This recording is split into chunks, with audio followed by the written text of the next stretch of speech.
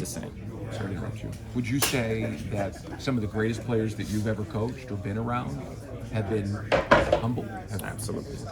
Because people don't think of that as being something. Right. Where you see great athletes, and we see too many guys doing this all the time. Yeah. So it's one thing to be charged and energized, right, and excited about a play. Like we all get caught up in moments, right? But truly in our core, and it's the level of receptiveness to correction, right, to teaching, to being coachable. Like that's the level of humility that we're talking about, right? Because game time is their time. Hey, get out there, game time, man, let it rip, right? And then if we prepare properly, that's when you see the guys out there making the big plays and things of that nature. Humility during the week. And then, right? And then even in the game, right? Like I said, it may not always go right. Okay, again, be humble. Right, again, show back up next play, correct whatever mistake was made, and then move on. So all the way through. Thank you. Indeed, thank you.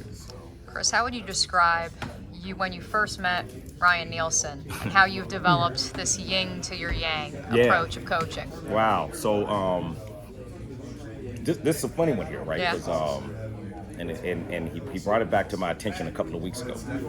And there was I think our first interaction ever was never a real interaction. It was kind of like, maybe, I can't remember what newspaper it was, but the first time that I could ever remember hearing his name or knowing who he was they switched our pictures kind of on an announcement, right? And so they're like, hey, Ryan Nielsen's going to USC, but it's my picture there. Right, and then they're going, Kris Richard is going to USC, and then it's like, so it's like his, and I know that pissed him off, like he had to, right, because he's an intense dude, man, and I know he must have been looking, right, again, the young Ryan Nielsen looking at, like, who the heck is this dude, like, that's not me, but no, like, we've always shared kind of the same love for doing things right, and for understanding football, and just kind of wanted to do it right all the time. Like I said, that's what ultimately leads to success. So that level of discipline, that care, that love for doing things right, like we've always kind of shared that value.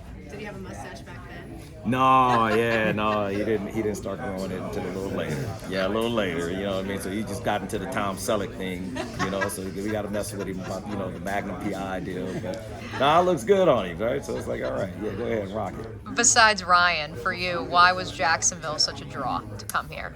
Coach Peterson. Absolutely, Coach Peterson.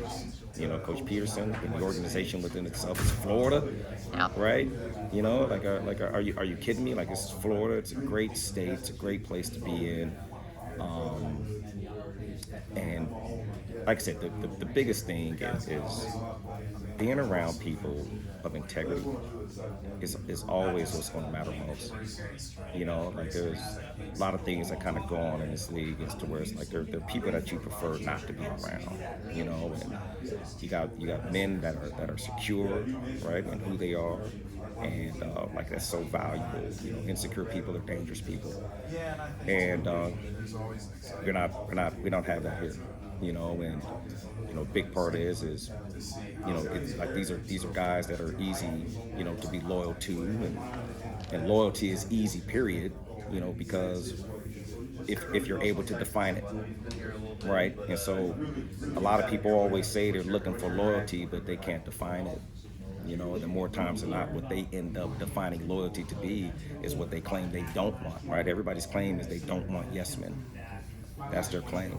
But then you ask them to define loyalty, and they just end up defining a yes man. So here we're allowed to serve faithfully. And then because we have the courage to speak the truth, we're allowed to speak the truth. And then it becomes our responsibility to have the discernment to know when not to speak at all. That's loyalty. I love that quote. That's loyalty. That's super. Sorry. Do you feel like you have the most depth of any position group on the team? I like our depth. I haven't looked at the entirety of our team. I know our defensive line is really talented. But I know we're really talented as a group also. And we have a lot of interesting pieces, that we're going to be able to plug and play. Guys that can, that bring value because they can play at a multitude of positions, which is going to allow us, to expand our defensive package with a multitude of defensive backs and linebackers and defensive linemen, and to kind of where we can keep the offense on their heels. Third down, obvious passing situations, and things like that.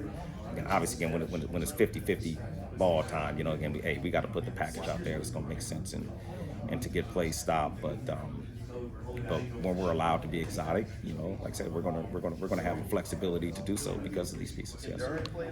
What excites you the most about Antonio Johnson? Just going into year 2. Yeah. So again, just make mention about a guy that that's athletic. He's got length. Again, has the ability to play a multitude of positions. Right. And he just really opens up our package as a defense. I think he's got really good range. He's a smart player, again, coachable, right, and then fixes issues quickly. So it's one thing to be, again, coachable and fix problems when you're off the field, but you have to be able to be a problem solver on the field also. So and he's been one of those problem solvers on the field, so it's been really cool to watch him grow. The corner, go ahead, JB. And then Cisco, year 4, contract year. He's played a couple years around here. Didn't play much his rookie year. Sure. But how do you balance for a guy going into his contract year, your first time with him, getting him right? Yeah, so it's our responsibility is to give football life, right? Like that's what coaching's about, right? And so the value of understanding, of being a coach and coaching is that we didn't put football in a player, right? But we can take football out of a player. And understanding that fact, and doing everything that we can to put our guys in the best position possible to find success, so we can all continue to live on, right, and watch them live their dream, and that's the purpose for coaching, man. Like, it's to give, This is never going to be about us. This is always going to be about others. So contract year, first year, 10th year, 50th year, it's all going to be the same, man. And trying to go into a contract year, those are circumstances that are beyond our control.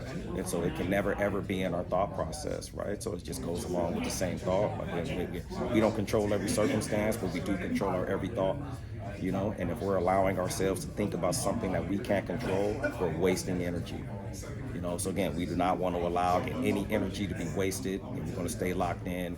Again, coach our technique, right? Again, coach our principles, and again, watch him on game day. Stay true to him. Right? Again, it's been pretty cool to watch him thus far.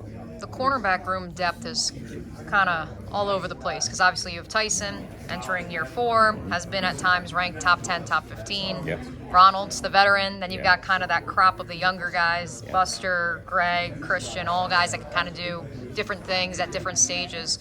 Kind of walk us through each of those guys, and knowing that in theory, as you guys like to say, every position, they're working every day competing for a starting spot. Yeah. What you've seen from those younger guys in particular. Yeah, so I'm going to share this about the whole of the unit and the group, and it's that everyone is working to make sure that each and every single person's at their best. And that's where the true value is. Like, it's going to be competitive, regardless of, again, the position, corner, nickel, and whoever the person is.